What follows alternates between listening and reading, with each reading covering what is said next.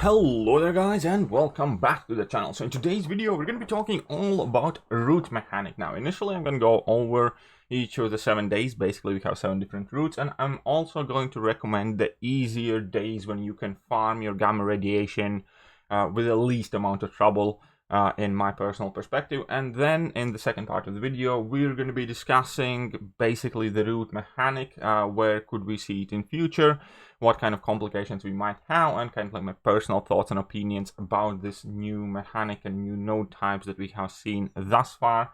Because remember, route is a new mechanic, it will not necessarily stay linked just to specific nodes. We might see champion abilities who also incorporate this new mechanic in the game, like there's going to be champions who forcefully route their opponents or route themselves and get some sort of benefits. But there's a lot that can be done with the route node, and we need to keep that in mind. It's not just a node, it's not just these 6 things that we have seen, it's entirely a new mechanic that can be used in a million different ways, just like evade, just like auto block. Basically these are all abilities that can split from nodes to champion abilities to whatever you else want, synergies or what have you. Right, so first things first, I did upload myself going through these shadow base rates every single day, starting from day 1. We have day 2, 3, 4, 6 and 7, and for most part I really do believe that the easiest one, the one you should focus on, is the Avengers, because all the defenders are superbly easily beaten. And in addition to all of that, the entire quest is kind of like Corvus mission farming factory, because Avengers gives Corvus 1 charge. Then you have tech champions, which Avengers has lots of because of Iron Man and stuff like that. And I think Namor's Avengers, well, I don't remember if Namor was there, but basically you can get quite a lot of charges quite quickly there. And the route mechanic itself is one of the easier ones, because that simply routes you if opponent attempts to throw a heavy attack. If you nail your parries, opponents typically will pretty much never try to throw that heavy attack at all, so you basically can ignore the new mechanic at all whatsoever. Another easy one would be the Robot Day. Robot Day has a bit trickier route mechanic. I think it based it on a hit counter, or I might be mistaken, but the whole point of the Robot Day is because we have excellent champions that shut down robots completely. We have Medusa, we have Vision Arcus, and we have 2 Magnetos, and if you have any of those champions ranked up, they will smash that quest out. So I do think that day 4 is relatively easy as well. And the last day that I could recommend to people would be the day 1. That's all about X-Men. Where is day 1? Here we go. And day 1 also had fairly simple route mechanic, where you get rooted if your opponent throws a special attack. You can use champions like Ghost, and that significantly helps you deal with that on opponent's special attacks. Or you can obviously just again bring in Chorus or what have you and jump through that day. But in order as follows, I think the easiest one is day 2, when you can deal with Avengers, then day 3 with robots, and day 4 you have day 1 you have mutants. So those are the easier days. Those are the ones that I do recommend focusing on when you want to farm your gamma radiation. And now we can jump in forums, because obviously there is this whole route feedback thread. And we have had basically 7 different route nodes. So first I'm going to talk about these nodes themselves. We have nodes where you get rooted when opponent throws a special attack. It's not the easiest thing to do, but at least you know and you're kind of expecting it, and you can relatively prepare for it, and you can prevent it from activating altogether by power controlling opponents. So I don't think that one was too bad. Heavy attack one is by far the easiest one. You get rooted when opponent throws a heavy attack. You can avoid opponent throwing the heavy attack in the first place, so you have not much to worry about.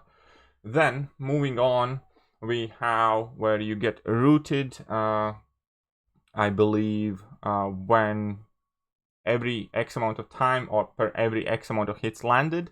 That wasn't too bad either. Then we got encroaching route, which I personally didn't like. I hate encroaching stun node, and encroaching route is also quite annoying, especially if you mismanage the time, and there can be a lot of very tricky matchups. For instance, when an opponent throws an unblockable special attack, like good luck trying to dex out all of Carnage's unblockable special, for instance, whilst you're rooted in one place. There are many special attacks that would be close to impossible to fully dex in close quarters that we are used to simply outranging. And obviously that is the main difficulty that Root provides, where you can't outrange special attacks, or you can't just keep away from opponent, right? And then we had Roots that basically have a timer. If you spend far away from opponent for too long, you get rooted, or if you stay close to opponent for too long, you get rooted. The far away one, I don't mind too much, because you can relatively just parry and dash back in for most part at your will. Staying close one could be trickier though, because it kind of hinders a lot of champion abilities and mechanics, I believe. Overall, thus far, what we have seen from Root, I believe, is far from the worst. I believe they are easing us into it, because Root in itself, as a new mechanic in the game, I look at it as a huge responsibility that can do some good. It's not entirely a mechanic any of us really wanted. It's something Kabam wanted to put upon us. But in its essence, the scariest thing of Root is because there are hundreds of extremely dangerous combinations with champions and nodes where basically if you do get rooted, you would get absolutely screwed. Obviously, all of that already exists in certain node combinations in-game already. If Kabam wanted to, they can already make an absolute nightmare of a fight, absolute nightmare of a node, and Root doesn't have to be involved. The problem for me personally lies again in little to no confidence in Kabam developers, at least part of Kabam developers, because they really do have a lot of hit and miss contents, nodes and fights. But the problem lies that I do not believe that there will not be a huge mismanagement of Root in future in some node combination. Like we had Acid Wash Mysterio, like we had Do You Bleed Rogue, and fights like that, and I am not confident at all enough in Kabam's game development team not to screw us over somehow with a Root where they might not intend it, or maybe do it on purpose, who knows. But the point being is, as I mentioned before, if you have to deal with unblockable special attacks that are close to impossible to dex on top of some other nodes, on top of Root, that could lead for a very frustrating time. Obviously, that's something that hasn't happened yet, just because we have had our first glance, but it's something that we all need to keep an eye out for, because it can be a good mechanic for a game. I don't want to knock the mechanic down in itself without giving it a chance at all, but it does grant a lot of options and a lot of power to Kabam when they are designing the content, and we must hope that it is actually used extremely carefully by people who actually know what they're doing.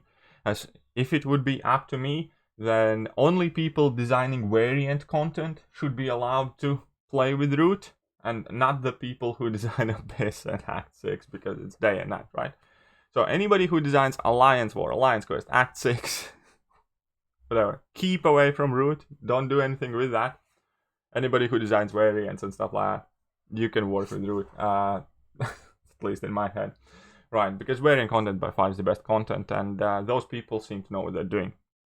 I hope it's not the same team, otherwise there is no excuse for delivering Act 6 and Variant 5 and Variant 4 and Variant 3, because those are so drastically differently perceived pieces of content upon their release.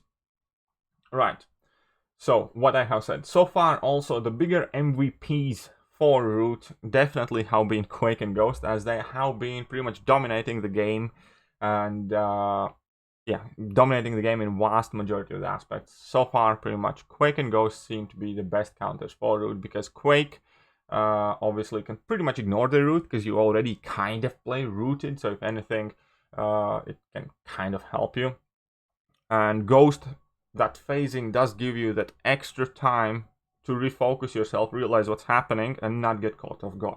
I did found that using Ghost against Root mechanics was significantly easier than most other champions. So those are my two personal favorite picks in dealing with Root mechanic. as I believe they, just do best overall. But when it comes to community's perception of these buffs, like how went, I didn't read through all of it because there has been a lot of feedback given, and it's varying from one extreme to another. Basic idea is some people say if this gets implemented in game, I'm quitting, I'm up in arms, and some people are saying that they love it, which is fair enough. I do think it can be something absolutely enjoyable. I just do think it has to be managed extremely carefully. Once again, it's not something that overly excites me or brings me with huge amount of joy that we have this in game. I don't think it was quote-unquote necessary per se, but if Kabam has decided to have this in game, we all need to do our best to keep an eye on how it's getting used and make sure that it is actually getting used to make this game more interesting, skill rewarding, challenging, but not detrimental to us. My last bit of feedback for Root is that one thing that does feel bad about Root is that none of these nodes had any upside at all for you surviving the Root. There are ways how you can prevent it from activating, which is cool, but you get no benefit. So this is another node that effectively just says, do this or you suffer. But it doesn't do anything in case you do right. And I think that having these positive feedback nodes, positive loops, where if you do play right, you gain some sort of bonus and benefit, is extremely important to keep the game enjoyable. Even if it doesn't have significant impact to the gameplay itself, it just mentally creates much better atmosphere in your head, thinking that, okay, if I do this challenging bit right, I'm gonna get rewarded in some sort of bit. Like even now we have in Alliance War these intercept nodes or whatever, you get a Fury buff, and so on and so forth. And in case of Root, what my personal initial kind of suggestion would be, if you perhaps survive the rooted period of time, then you gain 1 mischarge, and then you can like phase the next attack on opponent or something like that. There should be, in my opinion, some sort of benefit to the player actually being able to deal with the Root, and that would possibly make it feel more rewarding. But I think that will pretty much do it for today. Remember guys, there is going to be a massive stream coming on the channel later today. In about 5 hours from now, I'm going to be going in Abyss of Legends with a full team of rank 3 6 stars to see how it's changed and how I get on and how quickly and or cheaply or slowly and expensively I'm going to be able to do that. And that's part of this channel currently pushing for 30,000 subscribers. So if you haven't hit that sub button, because my statistics say that about half of people who watch my videos actually haven't subscribed, so please do so. And other than that, yeah, I'm gonna catch you guys soon, and all the best. See ya.